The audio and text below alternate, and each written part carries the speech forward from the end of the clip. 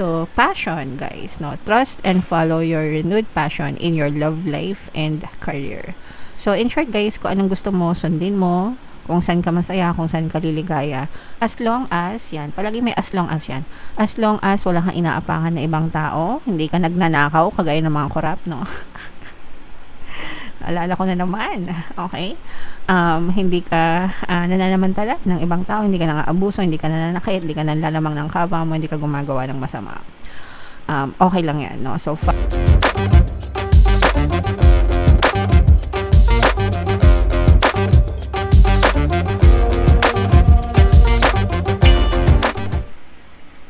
hello guys, hello Taurus, welcome back to Pinay Pixie Tarot. Ang pamagat ng episode natin for tonight is messages from the universe para ngayong September to October para sa Taurus, Sun, Moon, Rising Sign, and Venus. By the way guys, naka-upload na yung ating 2026 pick a card kapalaran. Kung hindi nyo pa napapanood guys, panoorin nyo na.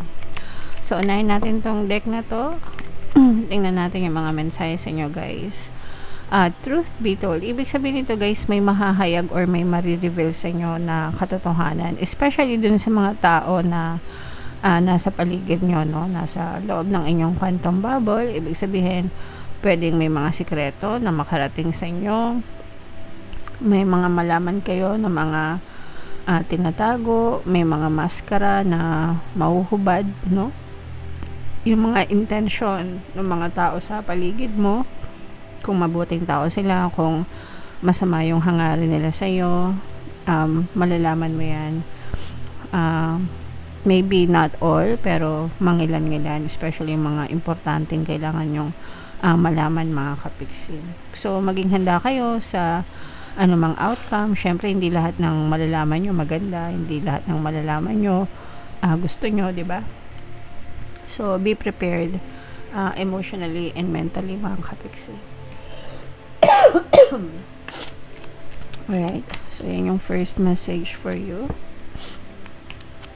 Another message, Taurus. So, meron tayong orphaned, mga kapigsi.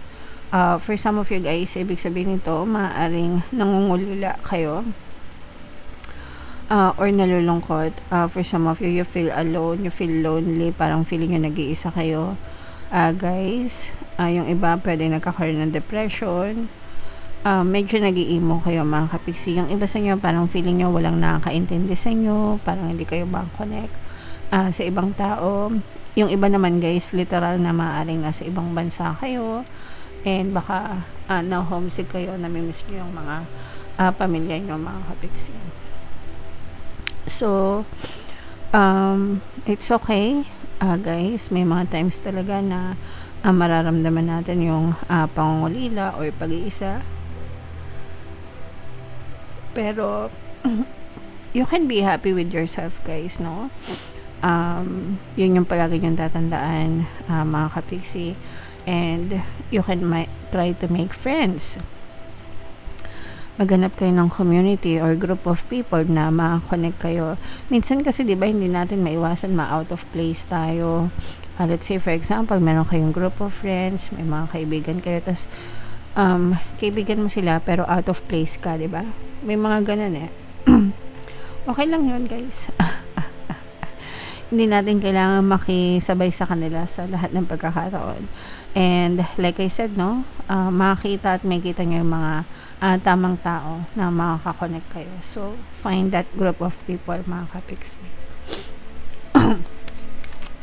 So, yung next message for you, Taurus. So, meron tayong young energy. Ito, guys, this is an encouragement from your guides na kumilos kayo, no? Action, take action. Mag-effort, mga kapiksi. So, yung mga plano nyo, kailangan kinikilusan nyo, mga kapiksi, no? So, hindi lang puro plano, hindi lang puro isip, no? Kailangan ginagawa ng action, guys, para makakita kayo ng positibong resulta. So, yeah, especially if gusto nyo talagang maabot yung mga dreams nyo, yung mga pangarap nyo, guys. And palagi ko nga sinasabi sa inyo, no? Ang pagkakaiba ng taong nakakaalam sa taong nagwawagi ay nasa pagkilos. So, kung gusto nyong sumakses, guys, sa buhay nyo, kailangan nyong kumilos. Alright? Another message, Taurus. Ito naman, guys, this is about self-love, no? This is about you taking care of yourself, mga kapiksi. Yung sarili natin, guys, parang imagine nyo siya na bahay nyo, no? Diba? Sa bahay nyo, pag may bahay kayo, gusto nyo malinis, maalwan, mabango, fresh, ayaw nyo ng magulo, nanggigit ata, diba? Ayaw nyo ng mabaho, ayaw nyo ng magulo. So, ganun din tayo sa buhay natin. Sa sarili natin, ayaw natin na magulo yung isip natin, mabaho, ayaw natin na makalat tayo, hindi natin inaalagaan yung sarili natin, di ba? So, love yourself like you would treat your home, mga kapiksi. So, So, your home is your resting place, di ba? Yourself is your resting place, mga kapiksi. So, love yourself, guys. So, it's about self-love, mga kapiksi. And, ito naman, guys, ibig sabihin nito, maaaring may paulit-ulit na nangyayari sa buhay nyo, mga kapiksi. And, yung paulit-ulit na yun, ibig sabihin, yung isip mo, nandun din, paulit-ulit, guys, no? So, syempre, kung positive naman, okay lang yan, mga kapiksi. Pero kung something negative, guys, dapat putulin natin yung pattern of thoughts. Kasi hanggang hindi nyo pinuputol yung pattern of thoughts ng mga negative na yon, paulit-ulit na din ma-experience yung kanagahan sa buhay, mga kapiksi. Okay? So, think positive tayo palagi, guys. And another message for you, Taurus. Ito, guys, happy, no? Ito'y kaligayahan mo, and ikaw ang susi sa kaligayahan nyo, mga kapiksi. Kaya nga sinasabi nila na happiness is a choice, di ba? So, ibig sabihin, sa lahat ng nangyayari sa buhay natin, we can choose to be happy, or we can choose to be sad, or mad, or angry.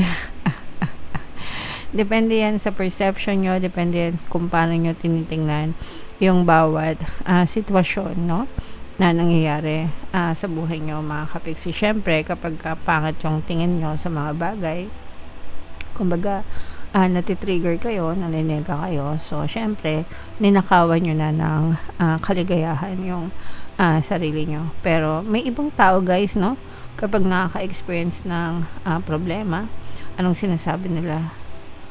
Okay lang yan.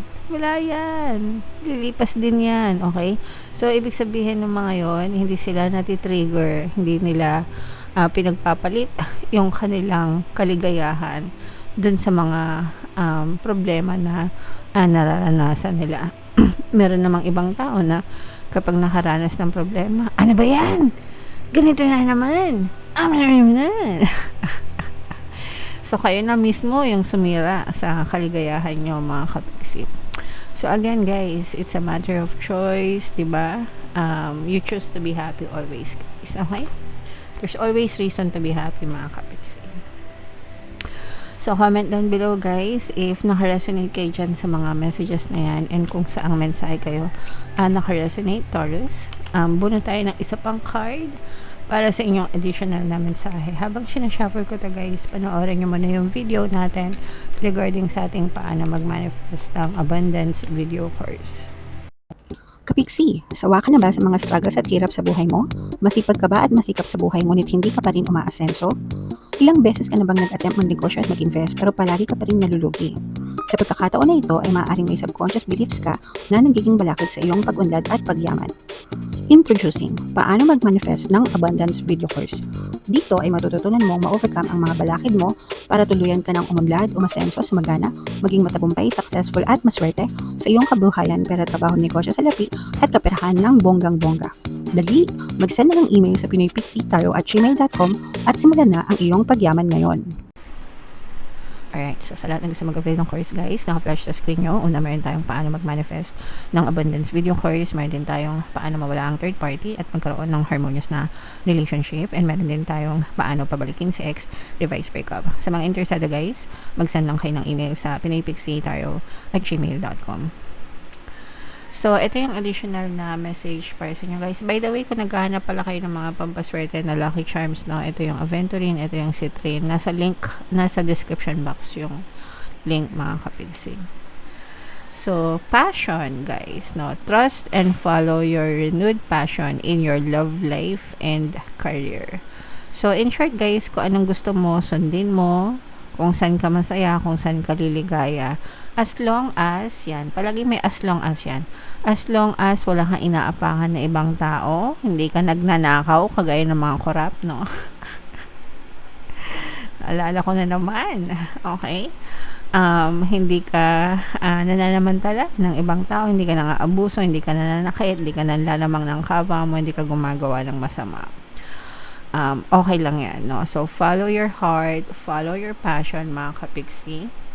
And, yeah, kung anong nasa puso mo, sundin mo. Go, go, go, mga kapiksi. Right? So, comment down below if naka-resonate kayo guys. Ito yung ating 2026 kapalaran. Panoorin nyo na. Ito naman yung ating success stories ng paano mag-manifest ng abundance video course. Thank you for liking, sharing, and subscribing. See you next time. I love you all. Have a nice day. Bye-bye.